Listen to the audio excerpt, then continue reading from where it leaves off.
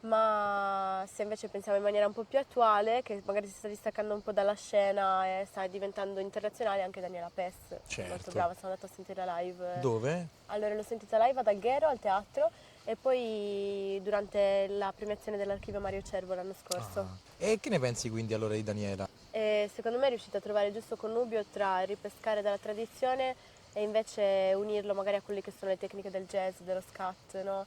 Di una ricerca di un suono piuttosto che di un linguaggio, di un significato, attraverso poi il compromesso con la musica elettronica.